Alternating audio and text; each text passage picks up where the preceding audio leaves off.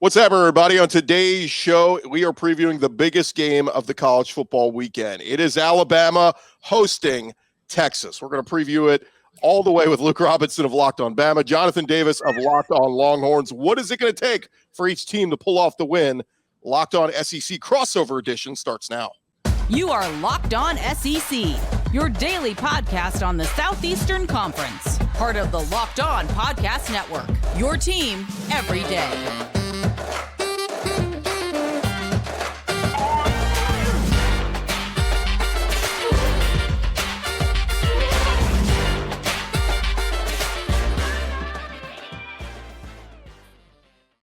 And what's up, everybody? Welcome into Locked On SEC, Locked On Bama, and Locked On Longhorns. It's great to have you guys along. Go download the Gametime app, create an account, and use our code word Locked On College. That's going to get you $20 off your first purchase on the Gametime app. I'm Chris Gordy. Thanks for making us your first listen every day. We're free and available wherever you get your podcasts and on YouTube, part of the Locked On Podcast Network, covering your team every day. And let's welcome in our panel. It is Luke Robinson, host of Locked On Bama, and Jonathan Davis, host of Locked On Longhorns. A future SEC matchup here, guys, but, you know, Big 12, Texas still kind of 1 foot in, 1 foot out the door, but an awesome matchup. Exciting to get into this one.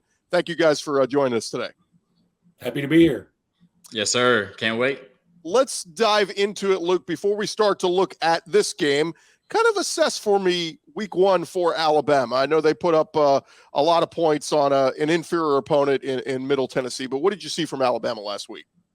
Yeah, and I'm one of those guys that rewatches the game several times, and instead of keeping up with the news or watching anything else. So I've enjoyed watching this game over and over again, and I think it ended up being kind of the perfect scenario for Alabama because the things that fans were most worried about, Jalen Milroe, how would he come out and look? Drops from the wide receivers,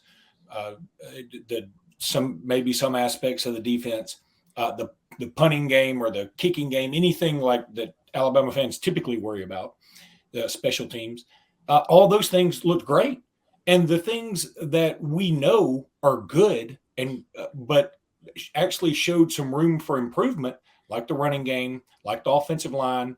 Those things did look like they weren't great. They weren't as good as we thought they'd be. So the more I think about it, the more I think it's fantastic for Alabama because nobody's really worried about the offensive line, I don't think.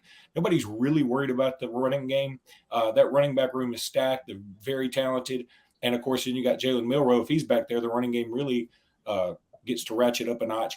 But I think some people were worried about how would Milroe play. I mean, people think back to that start last year against Texas A&M, and frankly, they hold it against him, which is practically criminal. But he threw for 3 touchdowns. Alabama won the game, and now he had some turnovers. He had some miscues. But I think people were so busy comparing him to Bryce Young, who I've said multiple times I think might be the best player in Alabama history, that it was unfair. And now he had a chance to come out, be the guy, know he was going to be the guy, and it worked out really, really well. So I'm just hoping that can continue against a team he was once committed to. Yeah, a lot of teams last week, especially across the SEC, we saw a lot of teams slow out of the gates. Not so much for Alabama. They jump up to a 28-0 lead at halftime. They don't look back. Jonathan, the Longhorns, they were a little slow out of the gates. I kept looking at the score going, what's going on with the Longhorns and Rice? They should be up at least 2 touchdowns by now. They eventually put it together second half, third quarter, 21 points, 37-10 win. But what did you make of Texas in week one? Yeah, maybe it was the JT Daniels effect. No, but I thought that, everybody was expecting this offseason to see the second coming of 2020 Alabama this year. And so fans were a little anxious when it started off slow. You would have thought with all of the talent you acquired year 3 under Steve Sarkisian, hopefully Quinn Ewers takes a big jump. They would come out and throw a party on Rice. And then the first half, you only get 1 touchdown and 3 field goals. So that was a little concerning. And, you're not sure if you're seeing some of the same offensive inconsistencies that you saw last year, or it was just Sark really holding back the playbook that much. But we'll definitely find out on Saturday night against Alabama what it was. I thought that the defense looked ferocious, right? And they really were all over a Rice unit that they were supposed to be all over. But, you can't control – well, I guess you can control who's on the schedule, but you got to go out there and play and beat them, and that's what they did. So the defense looked really good. They played almost 30 players, and there was no drop-off between the first unit and the second unit. But there was some inconsistency on the offensive end that you're hoping – will take care of itself on Saturday night. And you're hoping it was more about Steve Sarkisian, being vanilla and not showing everything to Nick Saban and those boys in Tuscaloosa, rather than the offense just not executing at a high level against a team that they should have executed against. Yeah, you mentioned JT Daniels, the former Georgia quarterback, 2 interceptions in that one. So Texas feeling themselves a little bit with those takeaways. I guess let's jump here, Jonathan. Health of the team. Are they good? Any big names dealing with injuries? Where are we looking health-wise going into this matchup against Alabama? Yeah, they should be fully healthy. Now, they did deal with a scare with Cedric Baxter, the 5-star running back, number 1 running back in the country. He did bust a 32-yard run and then went down, did not return to the game. But Steve Sarkisian said in his media availability that he looked great in practice and he should be ready to roll. DJ Campbell, the right guard, former 5-star out of Arlington Bowie, he went down, did not return to the game. And we have heard that Cole Hudson has replaced him with the first team at right guard throughout this week, and it looks like Cole Hudson will get the start in replace of DJ Campbell. And I'm not so sure that's due to injury. The offensive line did not look great against Rice, and DJ Campbell was one of the people that did not look great against that Rice defensive line that put some unexpected pressure on Quinn Ewers and this Texas offense. So I think you'll see a change at right guard with Cole Hudson stepping in there. I just think Kyle Flood and Steve Sarkisian, in the biggest game of their Texas tenure, trust Cole Hudson a little bit more at right guard. But for the most part, this Texas team is coming in healthy and fired up on the way to Tuscaloosa. Luke, health-wise for Alabama, I know they had a couple of DBs banged up, but I know day-to-day for Malachi Moore and Jalen Key? Yeah, I feel like Malachi Moore and Key both – I'm optimistic they will both play. I'm more optimistic on Moore. Devontae Smith, you might remember that name, but it's a different Devontae Smith, is a defensive back that will definitely be out. Alabama counted on him to play some this year. He was out this last game, and he might be out for a while. I'm not sure about that. But, yeah, there's some issues in the secondary. I mean, mild issues. I mean, I think Malachi Moore will play. Kool-Aid McKinstry took a shot really to the head late in that game this past weekend against Middle Tennessee State, but he should be fine. And, you really want to have your defensive backs against Texas and Quinn Ewers. So I'm hoping both Key and Malachi Moore will be able to play and play well. Look, we're going to get into the key matchups in this one a little bit, but just to you, what's the biggest storyline coming into this game? I mean, is it just the return of Sark and that familiarity there? What's the biggest storyline in your mind? I mean, I think this is going to sound very weird. I think the storyline is all the storylines. I mean, is Jalen Milroe from Texas, who is committed to Texas, Alabama flips him. Is Sark, who was at Alabama. Some people thought he was in line to be the heir apparent to Saban potentially if he was going to hang around. But then the Texas job comes open and you can't turn that down. So he goes there. Sark, how is Sark going to do in a game like this? He was okay at Washington. He was okay at USC, but had some troubles. Now honestly, I think last year, the game that people remember him the most for is the loss to Alabama, not even the blowout of Oklahoma. And so people are really putting a lot on that. Can he take a step up and be in the upper echelon of coaches? Jeff Banks, of course, was at Alabama too. Somebody that apparently he came out and said something about, hey, it's not like any other, it's just like every other road game we go to. And so that's a little interesting. There's so many fantastic storylines. And the fact that these two played in the national championship back in 2010, you know what I meant. But I just, and it's the two of the blue bloods. If you were going to say name 6 schools that the foundation of college football is built upon, Alabama and Texas are going to be in it. So whenever you see a combination of Texas, Michigan, Alabama, Ohio State, and Notre Dame in there somewhere, whenever you see that, you're like, I'm watching that. And it turns out to be on a fantastic early September game. And the weather's going to be perfect. It's at 6 o'clock at night. It's just going to be awesome. I just think there's so many storylines, it's hard to pick just one. Jonathan, biggest storyline for you, at least some folks in Texas I've talked to have said, look, this is an early preview of what's coming. We're coming to the SEC next year. Might as well get used to it now. Yeah, I think the biggest storyline on our side is a lot of people looking for validation. When you look at, Steve Sarkisian, we know what he brings to the table as far as an offensive play caller and play designer. But as a head coach, I think his resume still leaves a little bit to be desired. He's too close to being a 500 coach for comfort, and he's 14-12 at the University of Texas, never having a 10-win season. He's looking for validation.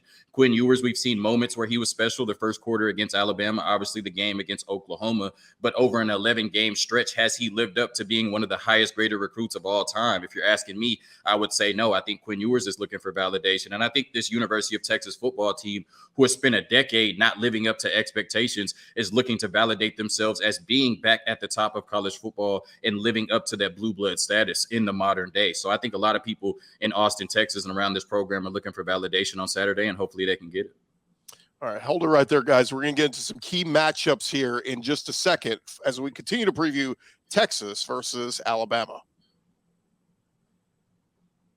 But first, I want to remind you guys this episode is presented to you by our friends over at Nutrafol. If you know a guy, or if you're a guy who's been dealing with some hair growth problems, Nutrafol needs to be your resource. Did you know that 80% of men will experience hair thinning in their lifetime? It's normal, but it doesn't have to be your fate. You can get ahead of thinning with Nutrafol. Men, if you're tired of that weakening or thinning hair, consider Nutrafol. They're going to help improve your hair growth, the visible thickness, and the visible scalp coverage. Nutrafol is the #1 dermatologist recommended hair growth supplement, clinically shown to improve your hair growth, visible thickness, and of course, like we said, that scalp coverage. Their hair growth supplements use that physician-formulated, natural science-backed ingredients. Their drug-free, patented technology provides that consistent, reliable results without, importantly, compromising your sexual health. So go check them out, Nutrafol.com/men. That's Nutrafol, and take their hair health wellness quiz. It's going to identify causes of your thinning hair and give you a personalized plan for your better hair health through whole body wellness. And look, it works. In a clinical study, 84% of men showed improvement in their hair after 6 months of taking Nutrafol men's hair growth supplements. They got a shampoo, they got a conditioner, they got the hair treatment. All the different stuff is up there for you. Go take the first step to visibly thicker, healthier hair. For a limited time, Nutrafol is offering our listeners $10 off your first month supply and free shipping when you go to Nutrafol.com/men. Enter promo code LOCKEDONCollege. Find out why over 4,000 healthcare pros recommend Nutrafol for healthier hair. Nutrafol.com/men. Nutrafol.com/men. Enter promo code LOCKEDONCollege. All right, continuing on our preview of the biggest game of the college football week, as it is Texas versus Alabama. And of course, a quick reminder, you can check out our college football Friday show. If it's a Friday and you're listening to this, Locked On College Football Kickoff Live each Friday, going live from 11 a.m. to 1 Eastern on every Locked On College YouTube channel. Go check it out. Get your full preview of the weekend. But guys, we're going a little bit more in depth on this one. Jonathan, we'll start with you. We talk about key matchups in this one. What is it? Is it the Texas wide receivers versus the Alabama DBs? That was such a fun battle last year. Veteran guys like Xavier Worthy. What's the key matchup in your mind in this one? Yeah, I hate to be cliche, but I think this game really is going to be won in the trenches. We've seen, Alabama kind of go back to the bread and butter, not the Alabama we're used to seeing over the last 4 to 5 years. And you're seeing a lot of 12 personnel, really heavy run packages, right? When I watched that game against Middle Tennessee, scouting the opponent, I should say, I saw a lot of, 2 tight ends, heavy run insides, and then the design runs to Jalen Milroe off of that. And if our defense can't stop that and can't force this Alabama offense to pass the ball a little bit more than they want to, then they're going to have their way, right? In that first game against Middle Tennessee, 63% run, 37% pass. I would imagine they want to be like that against Texas as well. And then when you look at, our side on the trenches, our offensive line wasn't great. And I think that the Alabama offensive line wasn't great either. But our defense, especially the defensive line, was ferocious, right? And so I think that if our offensive line can't hold up and that Alabama defensive line can stop our run game and get to Quinn Ewers, then it's going to be advantage Alabama. If Alabama's, in the trenches holds up and Jalen Milroe is able to run the ball and they're able to run the ball with Chase McClellan and all of those running backs they have, in the stable, then they're going to have a good chance to win the game. Now, if on our side we can hold off that Alabama defensive line, you're going to see a lot of one-on-one coverage on the outside. And maybe like you saw last year in the first quarter, Quinn Ewers can take advantage of some of those one-on-one matchups. But like I said, I know it's cliche, but I think the team that wins, in the trenches on the offensive line and defensive line will come out of Tuscaloosa with the win on Saturday. Luke, what's the key matchup you're looking for on the Bama side? Well, I want to say just ditto. I mean, he sort of nailed it. I wish you had asked me first because that's what I was going to say. But yeah, I think he's absolutely right because look, Alabama has gone to more ground and pound, and even though everybody is talking about Jalen Milroe, he had really 3 deep passes, all should have been touchdowns. One of them ended up being defensive pass interference, so it doesn't really count. He ended up with 2 long touchdown passes, but Jalen Milroe is also a fantastic runner. He was the leading rusher for Alabama. I think Alabama's going to have to get that running game going, which means the offensive line is going to have to play a little better.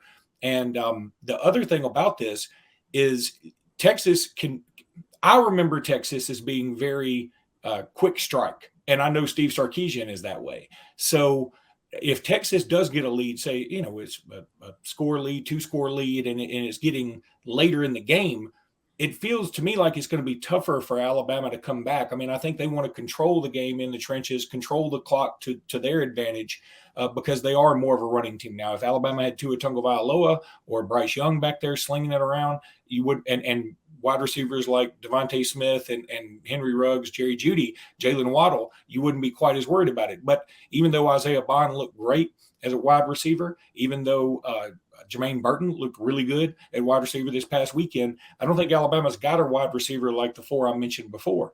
And then you go back to what he mentioned about the tight ends. The first play for Alabama in 2023 was sort of not a screen necessarily, but they just sort of throw it out to the wide receiver, and there are 2 tight ends out there split wide out to block for him. And that's just going to be their new mentality, even when they are going to have 3 wide receivers on the field.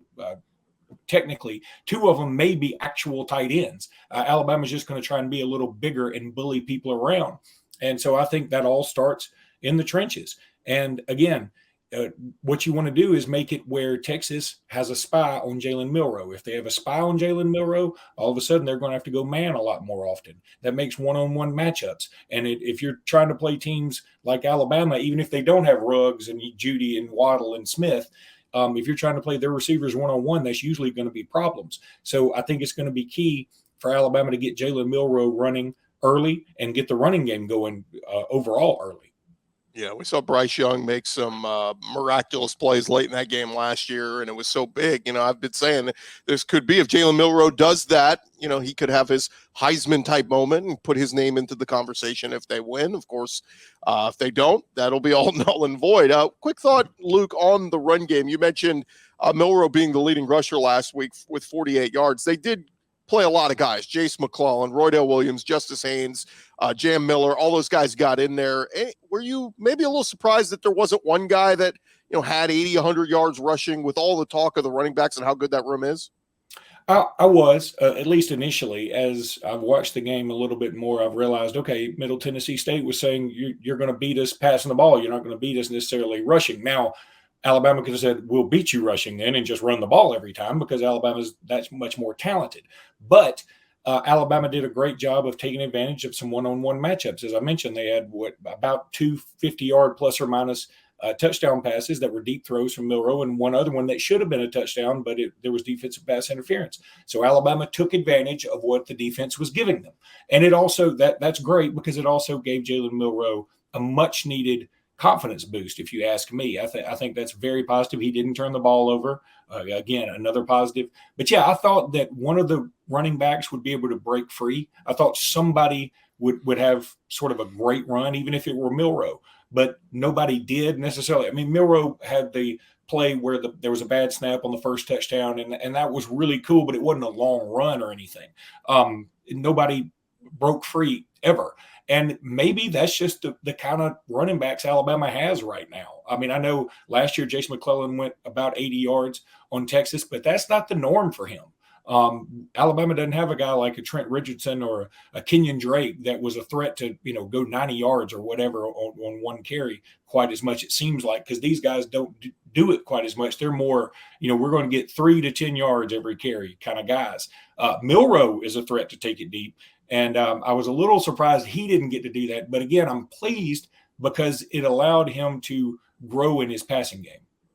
And the good news for Texas, I know it was Rice last week, but held them to just 27 net rushing yards on the ground. So Texas is going to be looking to slow down that Alabama run game. On the flip side, Jonathan, I was looking through some of the numbers last year, and in the passing game, there were a lot of the same receivers. Of course, Xavier Worthy was the leading receiver, but Jordan Whittington, Jatavian Sanders, those guys. But Texas added to that room. Obviously, with A.D. Mitchell coming in, he had a couple nice catches this past week, found the end zone. And Isaiah Nair, who was injured a year ago, he got in there. Only one catch this past week. But how much improved is this arsenal with at least the pass catchers for Quinn Ewers?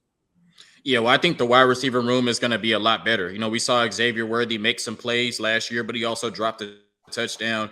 He just had a down year overall, ended up breaking his hand and just did not look like freshman year Xavier Worthy. Jordan Whittington, we expect him to be better. And then you bring over a playmaker. We've seen what he's done at the highest level in A.D. Mitchell, right? 4 touchdowns in 4 college football playoff games. Isaiah Nayor, somebody who's averaging almost 20 yards a catch at Wyoming. So I think that this, pass catching room, if you include JT Sanders, is very explosive and definitely has, the opportunity to exploit some one-on-one matchups on Saturday against the Alabama Crimson Tide in their defense if this offensive line can block and if Quinn Ewers can stand in that pocket and deliver strikes under pressure, because he definitely will be under pressure on Saturday night. Before we move on, guys, I just got a simple one-word answer is fine, but I just have to settle a bet.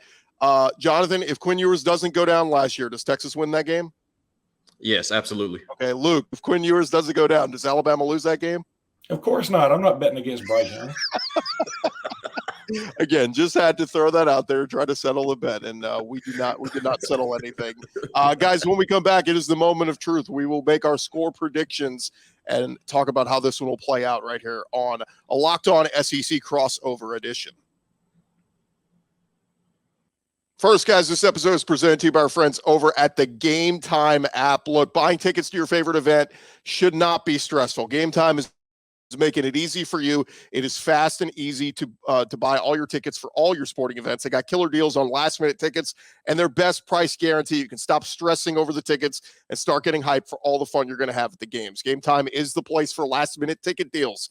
Forget planning months in advance. Gametime has deals on tickets right up to the day of the event. Look, you can be at the tailgate waiting to go into the stadium. You don't have tickets yet? Check the Gametime app. They've got it there for you. Forget planning months in advance. Get those exclusive flash deals on tickets for football games. And the Gametime guarantee means you will always get the best price. If you find tickets in the same section and row for less, Gametime will credit you 110% of the difference. Snag the tickets without the stress with Gametime. You can even see the view of what the seat view looks like on the app before you buy the tickets. Go download the Gametime app, create an account, use our code LOCKEDONCollege for $20 off your first purchase. Terms and conditions apply. Again, create an account, redeem code LOCKEDONCollege for $20 off. Download Gametime today. Last minute tickets, lowest price, guaranteed. All right, guys, we jump back into it. The moment of truth. We're going to get into our score predictions and what you were watching for in this one. A reminder, last year, Alabama victorious 20-19, thanks to some heroics from Alabama's quarterback, Bryce Young. He's not here anymore. So, Jonathan, we'll start with you. Give us your score prediction. How does this one play out? All right, so like I said, last year when, Texas was 20-point underdogs at home, I came out blazing. I said Texas was going to win, and everybody, including Luke, looked at me crazy and said, how could you predict Texas to win? And I was almost right? They lost 20-19 and almost shocked the world, right? This year, I just think Alabama wins, right? And I hate to say this on the podcast. I hate to, put this out in the air, for my Texas fans, but I think it's going to be tough, on the road, 100,000 people. And I think it's going to come down to the trenches. And I just think Alabama has a little bit more, they favor a little bit more in that matchup, I should say. I think both offensive lines looked a little shaky in week one, but I trust the Alabama offensive line as a unit more. And the defensive line, I think their defensive line can attack our offensive line more than our defensive line, or more consistently than we'll be able to attack theirs. And then when I look at, Quinn Ewers, I saw him in game one against Rice, and he just didn't look all the way comfortable. right, at home against Rice. Now he's on the road, 100,000 people against Tuscaloosa. And I think it's going to take a, Johnny Manziel, a Deshaun Watson, a Trevor Lawrence type performance to knock off the Alabama Crimson Tide on the road. I'm just not so sure that Quinn Ewers can do that. I think both quarterbacks will struggle a little bit in this game, Jalen Milroe and Quinn Ewers. But at the end of the day, Jalen Milroe has that superpower, and he could take off at any point for 40, 50 yards and score the ball. Also, surprisingly, right, because there's that narrative out there that Jalen Milroe can't pass. Jalen Milroe has been more effective on the deep ball than Quinn Ewers. And in a game like this where they're so evenly matched, one of those shot plays can flip the game. So, I hate to say it, I wish Texas could go out there and validate themselves, like they want to on Saturday, but I'm picking Alabama to win this game at home by one score. So I'm going to say 27-21. And Jonathan, we do have to bring it up before we get to Luke's prediction. Backup quarterback. We got to talk about it because when these two teams play, the starting quarterback gets hurt. We saw it years ago with Colt McCoy in the championship. We saw it last year with Quinn Ewers. We need to let people know, though, if, God forbid, we don't want it to happen, but if Quinn Ewers were to get hurt and leave, it is not Arch Manning coming in, right? It's Malik Murphy. Yes, if you paid attention to the Texas Longhorns, you will see that when Quinn Ewers left the game against Rice, Malik Murphy came in. So barring something crazy, barring the 2023 Alabama defense playing like the steel curtain, Arch Manning will not see the field in this game. Yeah, we got plenty of years to watch Arch in the SEC once Texas gets over, but there won't be any Arch this weekend unless things just go catastrophe. Two quarterbacks get hurt. Luke, let's get to it. Your prediction for the game, and no pressure, but Jonathan, I think, is trying to jinx you by picking Bama. Yeah, I know, and I should reverse jinx him, but I'm going to stick with Bama 38-27. I said that earlier in our podcast at Locked on Bama. Nick Saban is 102-8. in home games in Tuscaloosa. Okay. The only non-con game he has lost was UL Monroe in his first year in 07. He lost 3 home games that year. So he's only lost 5 games since 2008 in Tuscaloosa. And those 5 games, you can rattle them off. I mean, if you're an Alabama fan, you lost to Auburn, who won the national championship and had a Heisman Trophy winner. You lost to LSU, who played for a national championship against Alabama, and Alabama ended up getting revenge. You lost to Johnny Manziel, who won a Heisman Trophy, and it was coming off a game in Baton Rouge the previous week where Alabama obviously had a letdown. You lost to Hugh Freeze and Ole Miss when Alabama had 5 turnovers. Ole Miss had none. It was just a bizarre game. And then you lost to the LSU team in 2019, which is one of the best ever. All those games were 1-score games too. So, I mean, it's just very difficult to come into Tuscaloosa and win. They've played teams that are as good as Texas before in T-Town, and they've always come out victorious, it seems like. So the other thing, I thought Jonathan made a very astute point about the fact that Milroe may even be better on the long ball than Quinn Ewers, which I would not have thought until I looked it up the other day. Quinn Ewers' longest pass is something like 49 yards in his career at Texas, I believe. Now, at least that may be his longest pass from last year was only 49 yards. That's just weird to me because I think about Texas with Xavier Worthy and all these other superstar receivers and Ewers having this big arm, thinking that, man, they probably throw it for 80-yard touchdowns routinely, but they don't. I think that helps Alabama a little bit. And look, this is going to be a game that's huge for Jalen Milroe. It is the kind of game that can vault him into the spotlight. And that's why when Alabama was going through all their quarterback controversy this summer, I was like, look, I don't care who wins. I don't care if it's Ty Simpson. I don't care if it's Dylan Larnigan. I don't care if it's Ty Buckner. I don't care if it's Milroe, whatever. But I think it's best for Alabama if it's Milroe from a branding perspective, because he's just, I mean, not the other kids aren't good, but he's such a good guy. He's like, he looks like an Adonis out there, and he's just a great story. And then you talk about the fact that he was committed to Texas at one time. He grew up being a Texas fan. Then he flips to Alabama. I mean, there's just so much great stuff. He bided his time behind Bryce Young. Obviously, he didn't transfer out like a lot of kids do these days.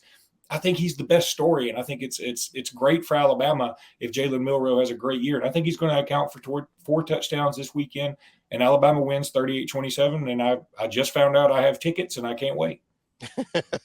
Jonathan, did you give us a score prediction? Yeah, I said 27-21. I think it's kind of similar to what we saw last year. I think this is one of those games where the defense keeps us in the game, and unfortunately, Sark's offense, doesn't take over the game like we saw against TCU and Alabama last year. I just don't see this Texas team putting up a bunch of points on the road in Tuscaloosa with that defensive line and the way they can cover on the back end. I tell you this, guys, whoever wins the game, I think that winning quarterback will put vault himself into the Heisman conversation. We just saw Jordan Travis do it at Florida State beating LSU. I think the winner of this game, that quarterback, will be right up there in the conversation. It's early, though. Plenty can happen. And, of course, neither team's season is over if they lose this game. It's just a fun non-conference game. Still everything to play for after this week. He is Jonathan Davis, host of Locked On Longhorns. Luke Robinson, host of Locked On Bama. I'm Chris Gordy, host of Locked On SEC. Thank you guys so much. All right, good luck to both of your teams. Prove me wrong, Quinn. Prove me wrong. All right, thank you guys for making Locked On SEC and Locked On Bama and Locked On Longhorns your first listen every day. And shout out to our everydayers. Come back, check us out tomorrow right here on the Locked On Podcast Network, covering your team every day.